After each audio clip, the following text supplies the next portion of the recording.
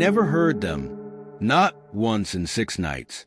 But every morning, more food would be missing from my cache, taken with such surgical precision that at first, I thought I was losing my mind. I wasn't. Someone was studying me, learning my habits, and getting bolder with each passing night. By the time I understood what was happening, it was almost too late. Let me back up. I'm an experienced solo backpacker. Been doing this for 15 years.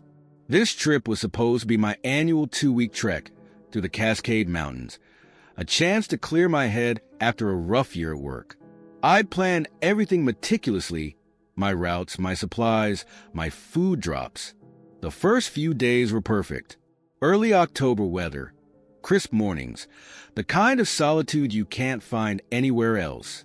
I set up my main camp in a small clearing about 8 miles from the nearest trailhead. It was an ideal spot. Natural windbreak, close to a stream, elevated enough to avoid any flooding if it rained. I'd hang my food cache every night. Standard procedure in bear country. 2 bags, about 15 feet up, suspended between trees with paracord.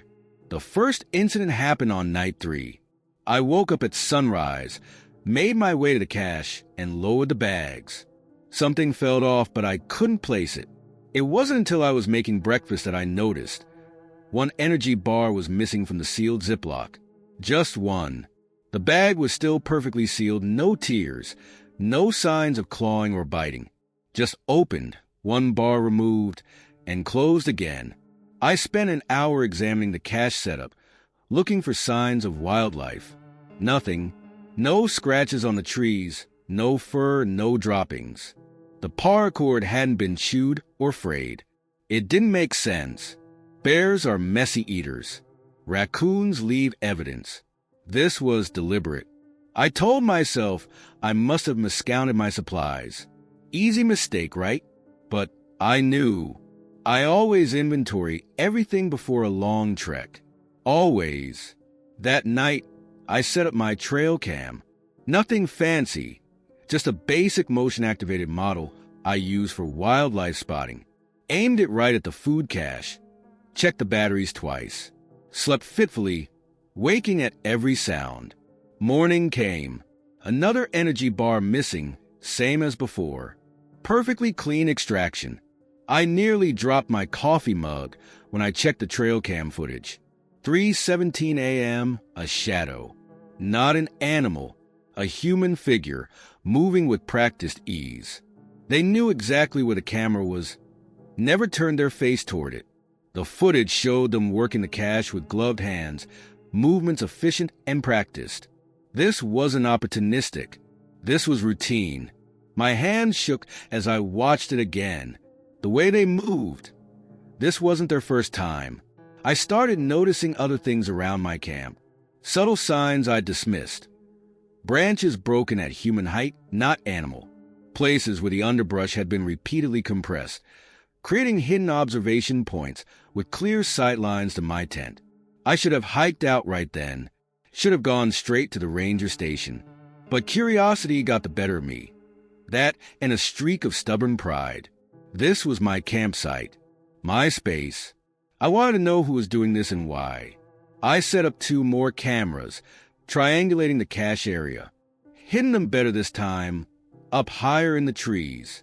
That night, I loaded my food bags with extra treats, more energy bars, some jerky, trail mix. Figured if they were hungry enough to steal, might as well make it worth their while. Maybe they'd get careless. They didn't. The footage from that night still haunts me. 3:15 a.m. They approached from a completely different direction, staying in the camera's blind spots. They knew where every device was placed.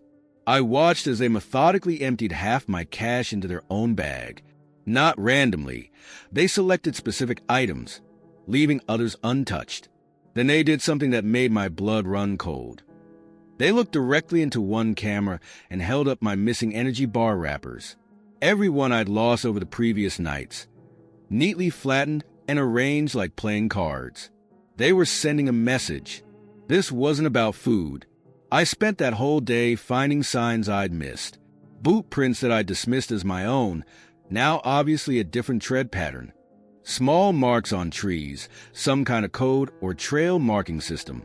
Places where someone had been sitting, watching my camp. How long had they been tracking me? Since I started the trek? Before that? The rangers had warned about increased bear activity in the area. But now I wondered if the bears were responsible for the other missing hikers' food. 3 incidents in the past month, they'd said. All similar pattern. Food caches hit at night. Nothing else disturbed. I decided to set a trap. Not a violent one, just information. I sprinkled fluorescent powder on the food bags, the kind that only shows up under UV light. Figured if they took anything, I could track where they went. I positioned my UV flashlight near my sleeping bag for easy access. That night, I didn't sleep. Lay there in my tent, watching the hours tick by on my watch. 3 a.m. came and went. Nothing. 4 a.m. Nothing. I was starting to think they'd moved on. At 4:17 a.m., I heard it. Not footsteps. They were too careful for that. It was the sound of my UV flashlight being switched on outside my tent. They'd been in my tent while I was lying there, taking the flashlight right from beside my sleeping bag. I hadn't felt a thing. The light moved away from my tent. I heard the soft thump of the food bags being lowered. Then a voice. The first and only time I heard it. Low, calm, almost conversational. Nice try. The light clicked off. I lay there, barely breathing, as the darkness pressed in. Minutes passed, or hours. Time lost meaning. When dawn finally came, I broke camp in record time. Left the cameras, left half my gear, just grabbed the essentials and started hiking. 10 minutes down the trail, I found my UV flashlight placed carefully in the middle of the path. Next to it was a piece of paper, a map of the area. X's marked 3 locations. My campsite was one of them. The other 2?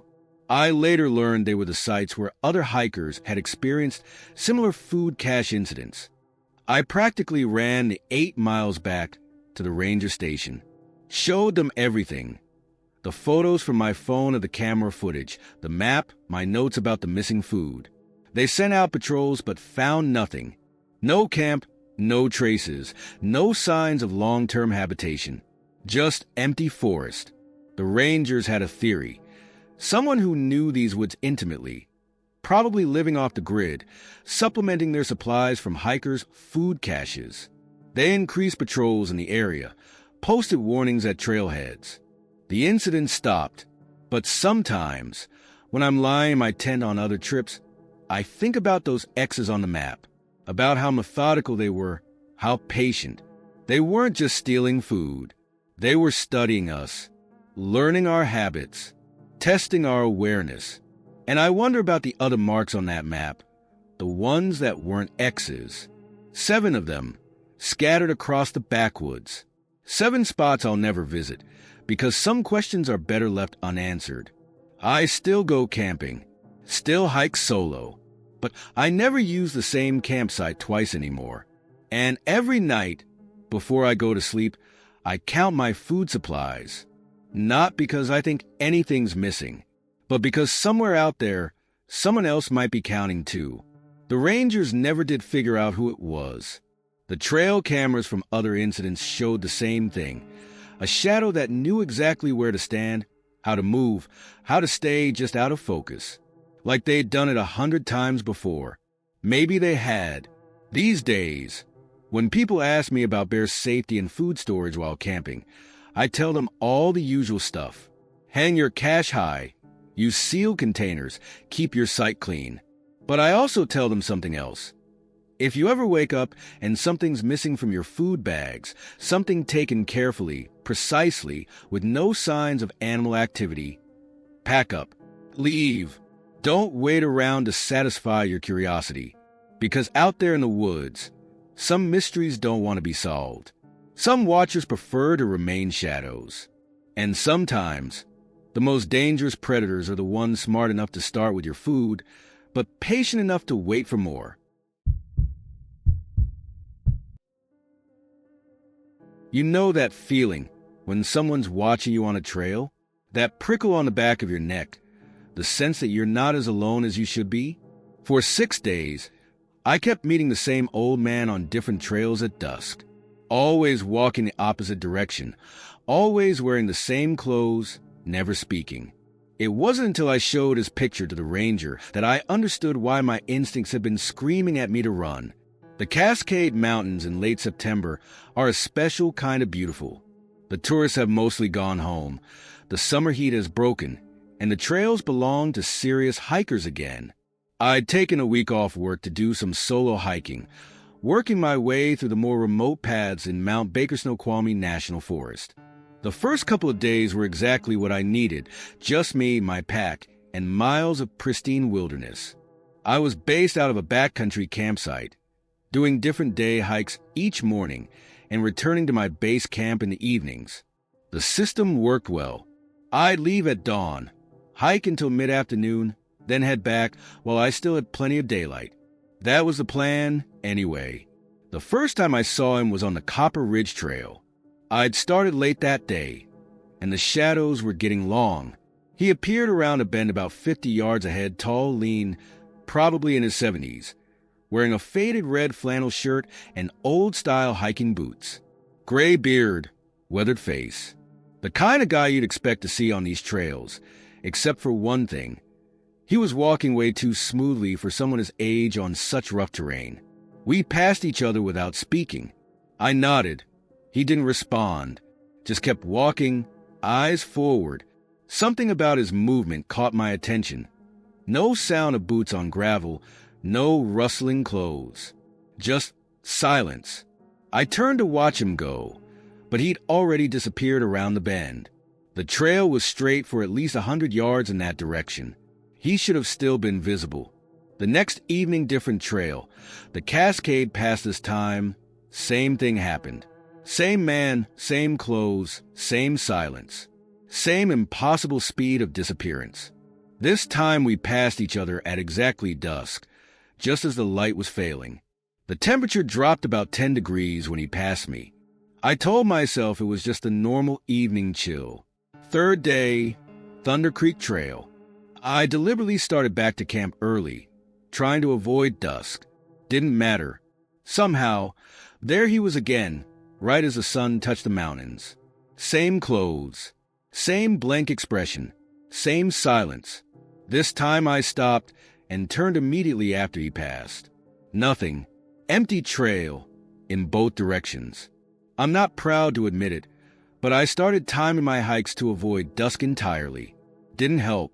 Day 4, day 5, different trails each time, but always him. Always at dusk. Always walking the opposite direction of me, no matter which way I was headed. Always vanishing impossibly fast. On the 6th day, I brought my camera. The battery was full, but it died the moment I tried to take his picture. Grabbed my phone instead. Managed one quick shot before it too shut down. The image was blurry but clear enough. Tall figure, red flannel, gray beard. Walking away down the trail. That night, I couldn't sleep. The photo on my phone kept drawing my eyes. Something was wrong with it, but I couldn't figure out what. At first light, I hiked out to the ranger station. Not to report him. What would I say? I keep meeting an old man who disappears, but to check the trail conditions for my final day's hike. Ranger Annie was on duty, logging weather reports. I showed her my planned route, asking about recent maintenance work. Then, trying to sound casual, I mentioned the old guy I kept seeing. Tall fellow, red flannel, gray beard. Must be a serious hiker. I've seen him on 5 different trails this week. The change in her expression made my stomach drop. She asked to see the photo. I pulled it up on my phone, handed it over. She stared at it for a long time, then called over another ranger. They whispered together, looking at the image. Finally, Annie turned to me. "Where exactly did you take this?" Her voice was carefully neutral. I told her Cascade Pass, just before dusk. She pulled out a file, flipped through it, stopped at a page, turned it around to show me. My heart stopped. It was my photo, not the one I'd taken. This one was clearer, taken in better light. But the same man, same clothes, same trail. The date stamp on the photo was from 15 years ago. "This is Walter Krantz," Annie said quietly. He was a local legend around here. Knew these mountains better than anyone. Hiked every trail. Helped with search and rescue for 30 years. Went missing in 2009. They found his backpack and boots on the Cascade Pass Trail, but never found him. That's his trail. The one you shot your photo on. I showed her the date stamp on my photo. Yesterday. She nodded slowly. "You're not the first one to see him," she said. "Always at dusk. Always walking. Always on a different trail. We get a report every few months. Thing is..." She paused, choosing her words carefully. "Thing is, in every single sighting, he's walking in the opposite direction from where they found his gear. Like he's still trying to get back to something." I looked at my photo again, finally realized what had been bothering me about it. There were no shadows. The sun was setting behind the figure, but it cast no shadow on the trail. Annie was still talking. "The weird thing is every person who's reported seeing him, well, within a few days, search and rescue ended up being called out to help someone on one of our trails. Someone who would have died without help. Could be coincidence, but..."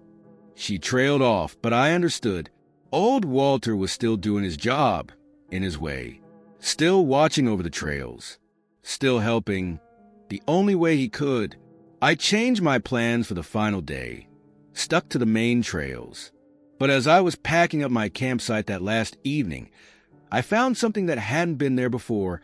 An old-style Forest Service trail map, the kind they stopped printing 15 years ago. Certain trails were marked with faded red X's. Checking later, I found that every marked trail had been the site of a major rescue operation in the past decade. The map now hangs in my office. Sometimes, when I'm planning a hike, I'll catch myself checking it against current trail conditions. The marks have never been wrong. Not once. I still hike those mountains. Still go out at dusk sometimes. And yes, I still occasionally see a tall figure in a red flannel shirt walking the trails. But now, instead of fear, I feel something else. Gratitude, maybe. Or recognition. Because the trails aren't always safe, and we're not always as alone out there as we think we are. Sometimes, the things watching us from the shadows aren't threats. They're guardians. Ancient protectors who've walked these paths so long they've become part of them. These days, when I pass other hikers at dusk, I pay more attention. Notice the way they move, the sound of their boots, the shadows they cast or don't cast. And if I sometimes see a familiar figure in a faded red flannel shirt walking the opposite way, I just nod and keep walking. After all, we're both out there for the same reason. To watch over these trails, to help where we can, to make sure everyone makes it home safely. But I always check my map before I hike now. And if I see one of Walter's marks on a trail, I choose another path. Not out of fear, but out of respect. Because some trails belong to those who've walked them longest, and some guardians never stop their watch, even long after their own trail is ended. The rangers still get reports about Walter. Always at dusk. Always before someone needs help. They don't investigate anymore. Some mysteries they've learned are better left unsolved. Some guardians are better left to their endless walks, their silent warnings, their perpetual vigil over the trails they loved in life and refused to abandon in death. And if you're ever hiking in the Cascades and meet an old man in a red flannel shirt at dusk, just nod and keep walking. He's got his reasons for being there. And maybe, just maybe, he's got his reasons for meeting you too.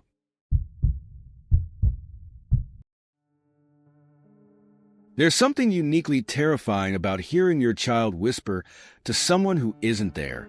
We'd been camping for 3 days when my daughter Emma started talking about the Watcher. At first, we did what most parents would do, smiled and played along. But then the gifts started appearing outside our tent each morning. Small things at first, harmless things, until they weren't. I should start at the beginning. My wife Sarah and I had planned this week-long camping trip as a way to disconnect from screens and reconnect as a family. Emma was 8, at that perfect age where everything in nature was still magical.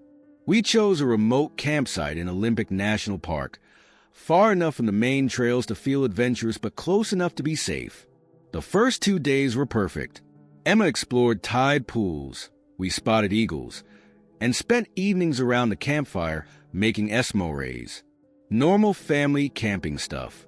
Then on the third morning, Emma wandered to the edge of our campsite while Sarah and I were making breakfast. "Thank you," I heard her say, speaking toward a dense patch of salal bushes.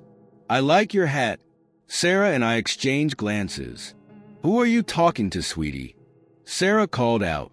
"The Watcher," Emma said matter-of-factly, still staring into the bushes. "He's shy, but he's nice. He watches our camp to keep us safe." I walked over, checked the bushes. Nothing there, of course. Just morning mist and shadows. We didn't think much of it. Kids have imaginary friends, right? But that night, as we were getting ready for bed, Emma insisted on leaving one of her granola bars outside the tent. "He gets hungry too, Daddy," she said with that absolute certainty unique to children. I tried to explain about not leaving food out because of bears, but she was adamant. The Watcher won't let bears come. He promised. To avoid a meltdown, I let her leave the granola bar on a nearby log. Figured some raccoon would grab it overnight. But in the morning, the granola bar was gone, and in its place was a small wooden carving of a bird, roughly whittled from local cedar. Beautiful work. Actually, detailed enough to identify it as a Steller's jay, common to the area. "See," Emma said, delighted. "He left me a present." Sarah picked up the carving, turned it over in her hands. "Must be from another camper," she said, but her voice was uncertain. We hadn't seen anyone else in this area for days. That night, Emma left another granola bar.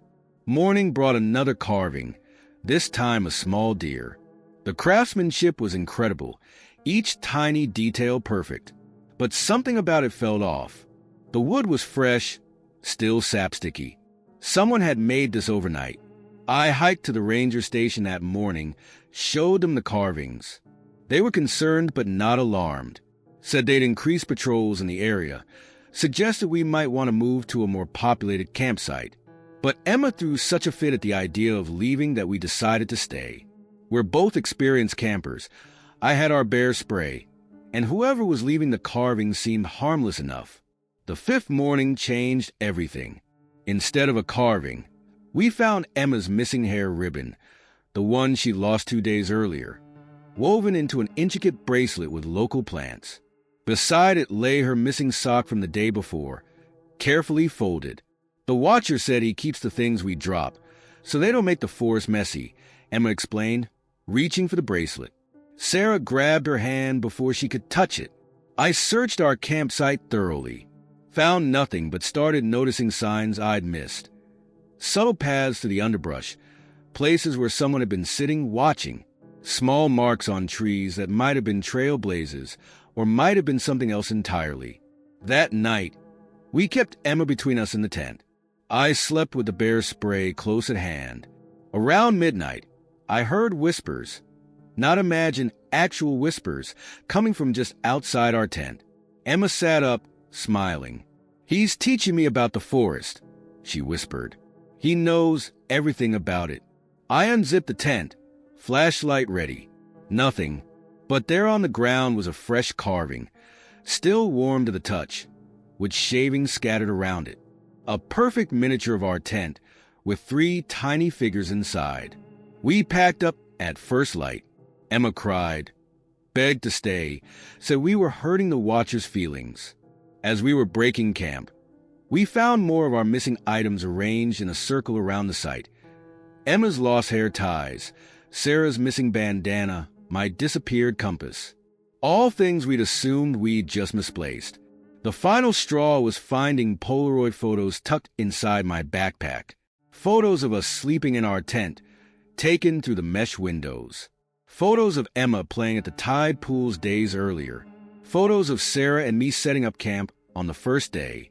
All watching, all waiting, all taken without our knowledge. We hiked out in record time, Emma soaking the whole way. At the ranger station, we filed a report, showed them everything. They organized an immediate search of the area. Found our campsite completely cleared. No trace that anyone had ever camped there. But carved into a nearby tree was a crude image of a tent, and below it a message. "Thank you for sharing your camp." She reminds me of my daughter. The rangers later told us they had found an abandoned camp deeper in the woods. Looked long-term, maybe years old. User guides for our exact camera model. Journals full of observations about various campers who'd stayed in the area. Detailed sketches of children playing. The camp's occupant was never found. A week after we got home, a package arrived. No return address.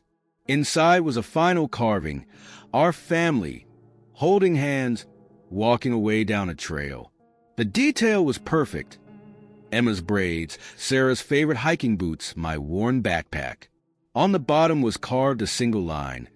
"I'll keep watching over the others." The rangers say they still get reports. Carved gifts left at campsites. Missing items returned in strange arrangements. Always at sites with children. Always watching, never threatening, but always there. Emma still asks about the Watcher sometimes. Says she misses the stories about the forest. Part of me wants to tell her the truth, that we were being stalked by someone who'd lost their own child. Someone who'd been living in those woods so long they'd forgotten how to interact with people normally. Someone who saw in her a ghost of their own past. But another part of me understands something darker. That loss can twist people into shadows of themselves. That loneliness can make monsters of men. And that sometimes the most dangerous predators are the ones who convince themselves they're protectors. We still go camping, but never in Olympic National Park. Emma's older now. Doesn't talk about the Watcher anymore. But sometimes, when we're setting up camp somewhere new, I'll catch her looking into the woods with a strange expression. Like she's searching for something, waiting for something. And sometimes, in the quiet hours before dawn, I think I hear whittling sounds from the darkness beyond our tent. On those nights, I hold my family closer and remind myself that not all monsters look like monsters. Sometimes they look like lonely old men with skilled hands and empty hearts, leaving pieces of themselves behind in wooden carvings and stolen moments. The rangers never did find him. Maybe they never will. But somewhere in those woods, I'm sure he's still there.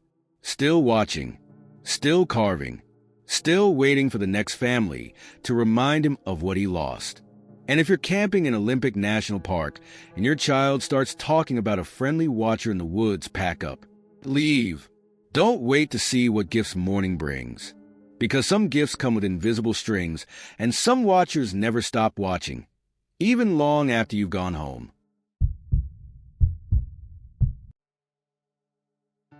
I've spent my entire life in the backcountry, but nothing prepared me for what we found at that campsite.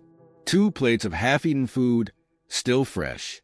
Phones plugged into portable chargers. Sleeping bags warm from recent use.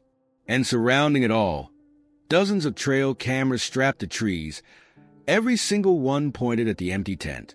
The footage on those cameras, sometimes I wish we'd never checked it. My buddy Mike and I were 5 days into a 10-day trek through the Bitterroot Mountains. We'd done this route before. It's remote enough to test your skills, but not so isolated that you're completely cut off. The weather had been perfect, cool autumn days and crisp nights. The kind of conditions that make you glad to be alive and in the wilderness. We'd planned to make camp near Crystal Lake, but around mid-afternoon, we spotted smoke from what looked like a campfire. Not unusual for the area, but something about it seemed off. The smoke pattern was wrong. Too steady for an abandoned fire, too weak for an active one. Should we check it out? Mike asked, already adjusting his pack straps. He'd worked search and rescue for years. Checking on suspicious situations was second nature to him. The site was tucked into a natural hollow about 50 yards off the main trail. As we approached, the first thing that struck me was the silence. No birds, no squirrels, just complete, unnatural quiet. The camp itself looked wrong. Everything was too perfect, too organized. A two-person tent, properly staked. 2 camp chairs facing the fire pit, which held the dying embers we'd spotted. A cook stove with a half-prepared meal. 2 plates on a portable table. Food partially eaten. Utensils placed exactly parallel to each other. "Hello," Mike called out. No answer, just that crushing silence. We did a quick sweep of the immediate area, looking for signs of the campers. Nothing. No indication of a struggle, no hasty departure. Their backpacks were still there, leaning against a fallen log. 2 water bottles, one half full. A paperback book splayed open face down. "Check this out," Mike said, pointing up. That's when I noticed the first trail camera, strapped about 15 feet up a pine tree. Then another, and another. We counted 23 in total, arranged in a perfect circle around the campsite. Every single one aimed at the tent. "Recent setup," Mike said, examining the nearest camera. "High-end models too. Motion-activated night vision, cellular capability." He reached up and popped out the memory card. "Still recording." We debated calling it in right then, but we had no cell service. The nearest ranger station was a day's hike back, and something about those cameras kept nagging at me. Why were they all focused on the tent? What had they been watching for? Mike pulled out his laptop. He always carries one for emergencies. Most of the cards were empty, but the last 3 had footage. The first 2 showed normal camping activity. 2 people, a man and woman probably in their 30s, setting up camp, cooking, reading. Nothing unusual. The 3rd card was different. It started normal enough. Evening settling in, the couple getting ready for bed. 9:47 p.m. They zip up the tent. 11:22 p.m. A flash of movement at the edge of frame. 11:45 p.m. Another. "Wait," Mike said, leaning closer to the screen. "Go back." We reversed the footage. There, in the darkness beyond the campfire's light, something moved. Not an animal. Too tall, too deliberate. The night vision showed a figure, just standing there, watching. As we continued playing, more appeared. Silent, still, watching. By midnight, we counted 7 figures surrounding the tent. None moved. None made a sound. They just stood there, staring, for hours. 3:17 a.m. The tent door unzips from the inside. The woman emerges, probably heading out to use the bathroom. She freezes mid-step. The figures remain motionless. For 3 long minutes, nothing happens. Then she very slowly backs into the tent. We can see her wake her partner. Quick, whispered conversation. 3:22 a.m. They both emerge, moving with careful deliberation. The figures still don't move. The couple walks slowly to the edge of the campsite, then turns and runs. The footage shows them disappearing into the darkness. The figures remain still for another hour. Then, one by one, they step forward, enter the tent, exit, each carrying something small. At 4:45 a.m., they're gone. The last clip shows dawn breaking over an empty camp. Everything exactly as we found it, except for the couple's phones on their sleeping bags, plugged in, fully charged, screens dark. Mike checked the timestamps. "This was last night," he said quietly. We looked at each other, then at the lengthening shadows around us. Without a word, we started breaking down the camera setup, working quickly. The sun was getting low, and neither of us wanted to be there after dark. That's when we noticed something else. Fresh footprints in the soft earth around the tent. Not from the couple. These were made after the morning dew had dried. Dozens of them, all sizes, creating a perfect circle around the tent. And in the center of the tent floor, placed with precise care, every memory card from every camera, arranged in a spiral pattern. We grabbed the cards and hiked out at double speed, made it to the ranger station just before sunset. The search teams found nothing. The missing couple's car was still at the trailhead, their backcountry permit properly filled out. No signs of violence, no evidence of what happened after they ran. But they found something else. Multiple sets of similar camera setups scattered throughout the area, all pointed at empty tent sites, all with similar footage. Campers being watched running, figures entering their tents, always at night, always in the same pattern. The Rangers have a theory. They think someone or something is studying us, learning our patterns, our reactions, our fears. The cameras are their field notes.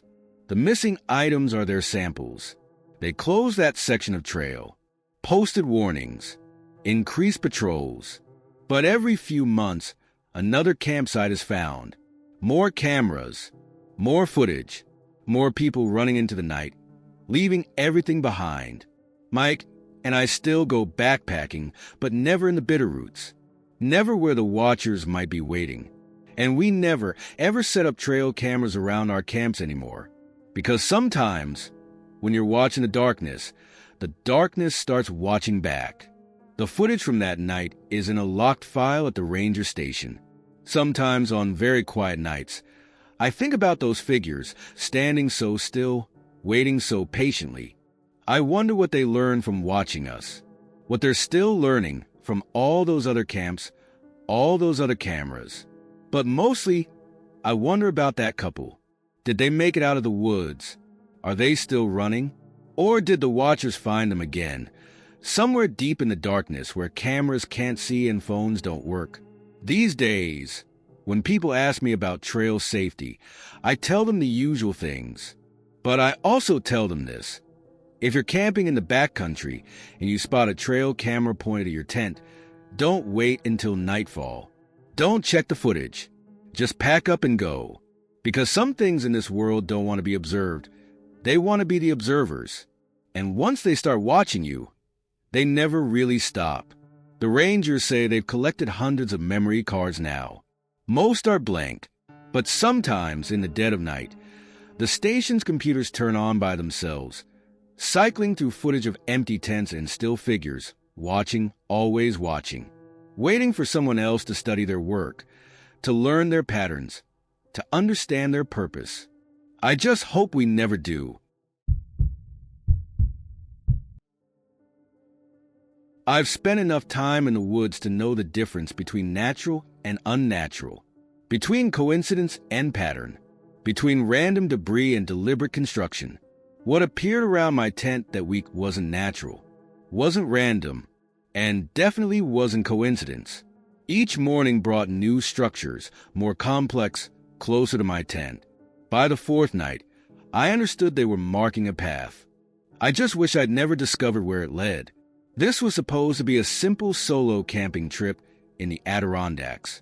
Late October, just before the real cold set in, I picked a remote spot, about 3 miles off the main trail. Far enough to feel properly alone, but close enough to hike out if needed. The first day was perfect. Crisp autumn air, leaves turning, that deep silence you can only find when you're properly alone in the woods. I set up camp in a small clearing, the kind that looks almost too perfect to be natural. Old-growth trees formed a protective circle around my tent, their branches creating a cathedral-like canopy overhead. I've been camping long enough to know good site selection, high ground, natural windbreak, clear sight lines in all directions. Everything by the book. That first night was uneventful. I read by headlamp, dozed off to the sound of wind in the trees. Perfectly normal. It wasn't until morning that things started getting strange. I first noticed it while making coffee. About 30 yards from my tent, just at the edge of the clearing, a structure made of sticks and branches. Not the random tangle of storm debris. This was clearly built. Branches woven together in an intricate pattern, standing about 7 feet tall. It looked almost like a doorway, but to nowhere. My first thought was other campers playing around, but I hadn't seen anyone else for miles. Besides, this was too complex for a casual prank. The weaving pattern was elaborate, almost mathematical in its precision. Some of the branches were fresh broken, sap still sticky. I took some photos, figured it would make an interesting story later. Spent the day hiking, exploring the surrounding area. Found no signs of other campers, no trails besides the main one I'd coming on. By the time I returned to camp, I'd almost forgotten about the structure, until I saw the new ones. 3 more had appeared while I was gone, smaller than the first, but more complex. They formed a rough semicircle around my campsite, each about 25 yards out, each one different, but clearly built by the same hand. The original structure now seemed to be the centerpiece of whatever pattern was emerging. I'll admit it, I was unsettled. This took time and effort. Someone had been busy while I was hiking, someone who knew exactly where my camp was and had waited for me to leave. I considered hiking out, but darkness was falling. Breaking camp and navigating the trail at night seemed riskier than staying put. I made sure my knife was close at hand and tried to get some sleep. The sound woke me around 3 a.m., not snapping twigs or rustling leaves. This was different. A soft, rhythmic clicking, like wooden wind chimes, but more deliberate. I lay there in my tent, barely breathing, listening. The sound moved slowly around the perimeter of my camp, stopping at each structure. Then silence. Dawn revealed what the night had brought. The semicircle was now a full circle. 7 structures in total, each one unique, each one closer to my tent than before. 20 yards now instead of 30. The new ones were even more intricate. Branches woven into impossible angles, creating shapes that seemed to change when viewed from different angles. But worse than the structures themselves was what I noticed about their placement. They weren't random. When viewed from above, I climbed a tree to check. They formed a spiral pattern, and my tent was at the center. I spent that day in camp, watching. No visitors, no sounds except birds and wind. But as the sun set, I noticed something else. The shadows cast by the structure seemed wrong. They didn't match the angles of the sun. Sometimes they seemed to point inward, toward my tent, regardless of the light's direction. That night brought more clicking sounds closer now. I wanted to look outside, to catch whoever or whatever was building these things. But something primitive in my brain, some ancient survival instinct, kept me frozen in my sleeping bag. Looking would make it real. Looking would acknowledge them. Morning of day 3. 15 structures now. Complex beyond belief. Some standing 12 feet high.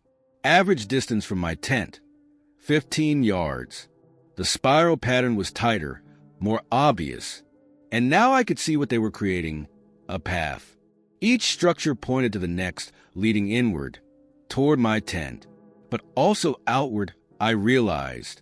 Follow them the other direction, and they led into the densest part of the forest, where the old-growth trees grew so thick that darkness reigned even at midday. I started packing up. Whatever was happening, I wanted no part of it.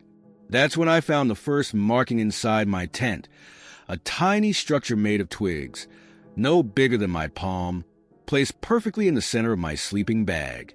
The craftsmanship was incredible, microscopic details woven into impossible patterns. And at its center, tied with what looked like hair, my missing tent stake, the one I'd lost on the first day. The clicking started again, middle of the day this time, growing closer. I grabbed my pack, left everything else, and started walking quickly toward the trail. Not running, running attracts predators, but moving with purpose. The structures seemed to watch me go. That sounds crazy, but it's the only way to describe it. Their shadows stretched toward me, despite the overhead sun. The clicking followed, always just out of sight. I made it maybe 50 yards before I saw what waited on the trail. More structures, hundreds of them, as far as I could see in both directions. Each one pointing the way back to my camp. Each one built with that same impossible precision. And all of them knew the trail had been cleared just days before. That's when I noticed the pattern in their construction, the materials used. Each one contained something from my campsite: a thread from my sleeping bag, a fiber from my rope, a single strand of my hair. They'd been collecting pieces of me, working them into their designs. I did run then, picked a direction, and sprinted between the structures. Their shadows seemed to grab at my feet, the clicking sound rising to a fever pitch. I ran until my lungs burned, until I couldn't distinguish direction or time. As the sun set, I found the ranger station, told them my story.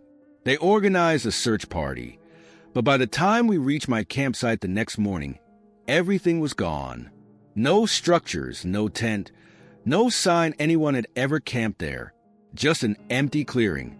But in the center of that clearing was a single structure, no bigger than a matchbox.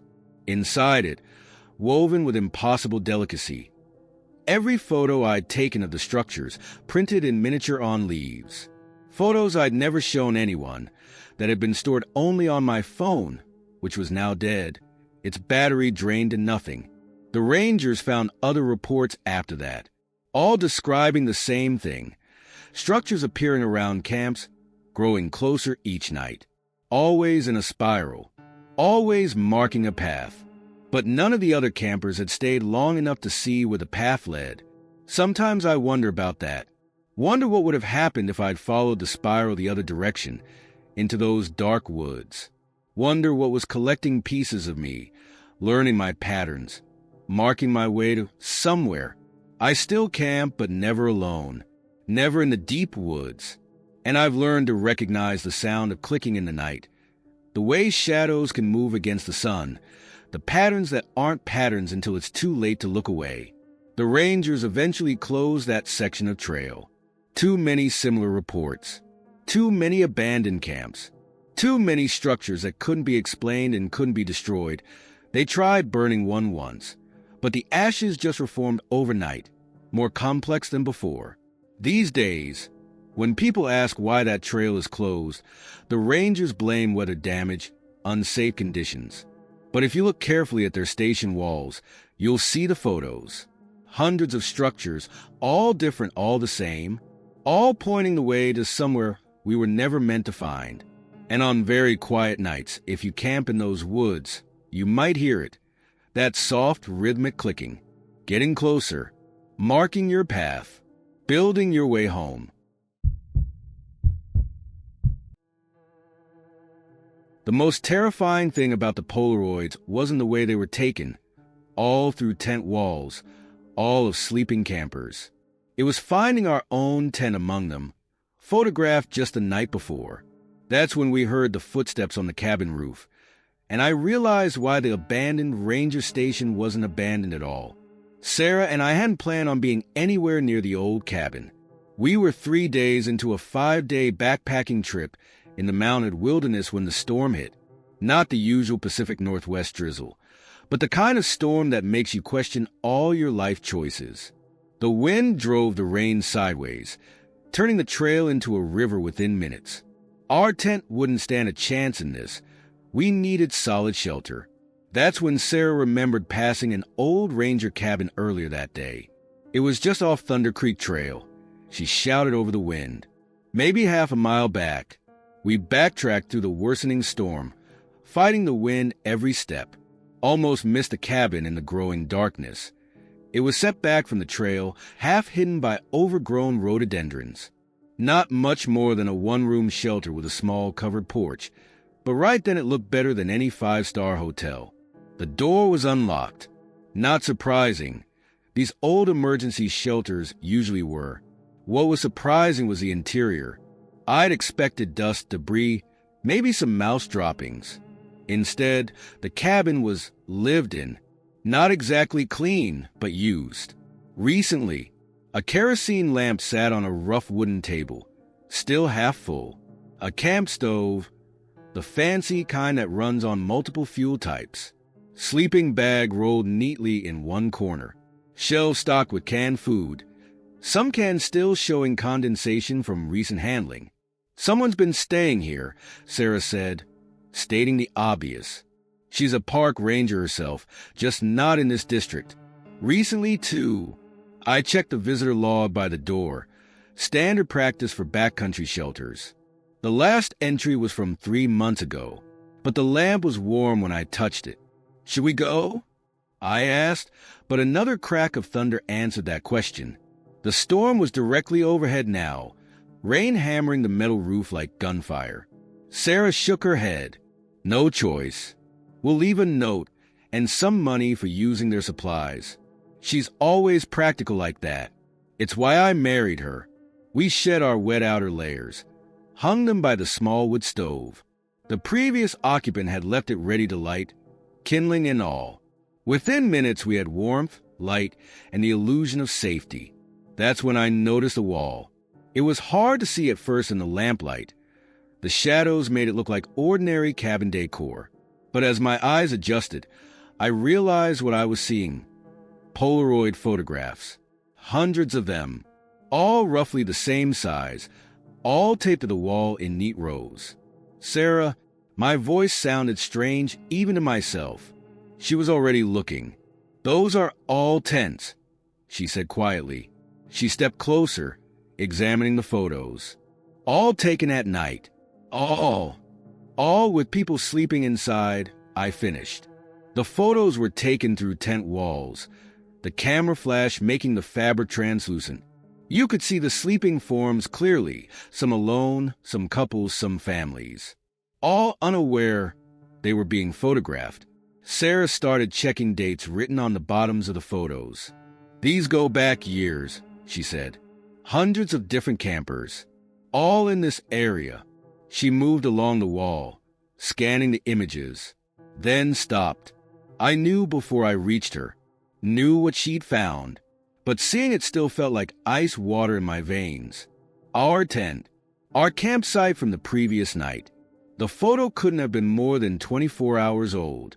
We need to go, Sarah whispered. Now, that's when we heard it. Footsteps on the roof.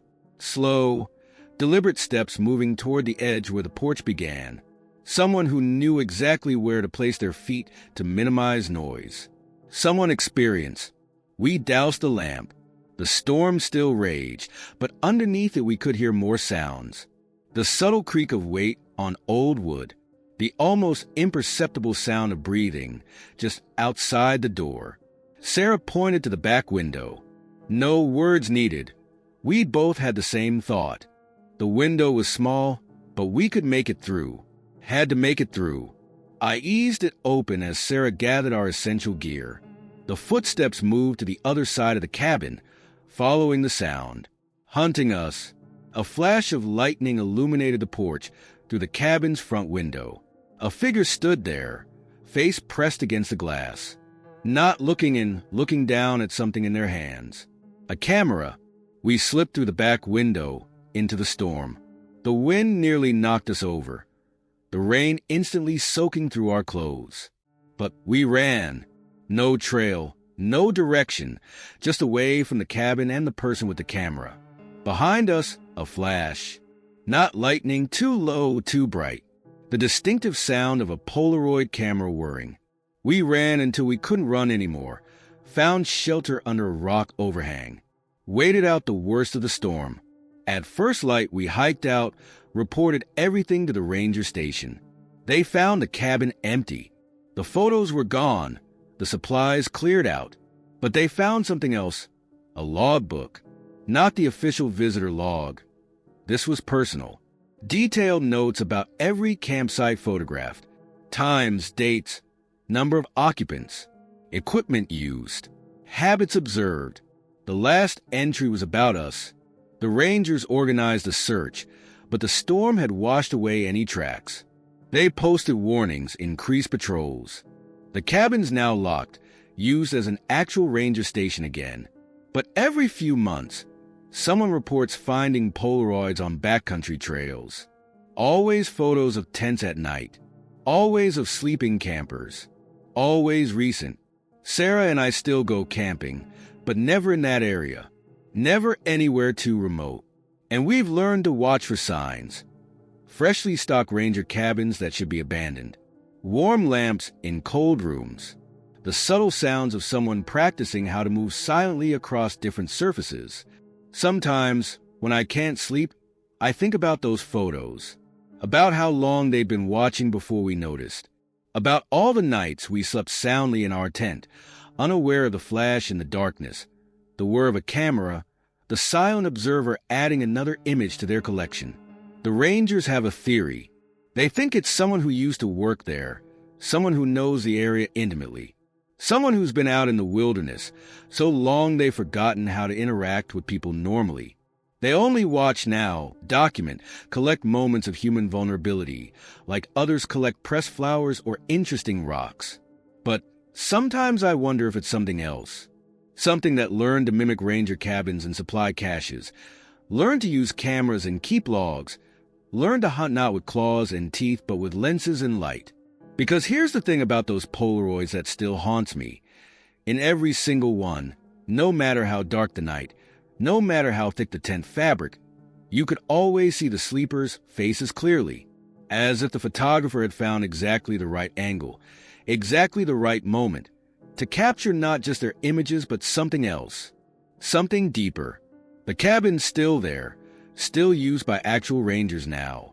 But they say sometimes on stormy nights, they hear footsteps on the roof. And in the morning, they find new Polaroids slipped under the door. Always of tents, always of sleepers, always watching. These days, when people ask me for camping advice, I tell them the usual things. But I also tell them this. If you find shelter in a storm, check the walls carefully. And if you see Polaroids, don't look too closely. Don't check the dates. Don't try to find your own tent among them. Just run. Run while you still can. Because somewhere out there, someone is still watching, still photographing, still collecting moments of vulnerable sleep like butterflies in a specimen case. And sooner or later, they'll want to add you to their collection.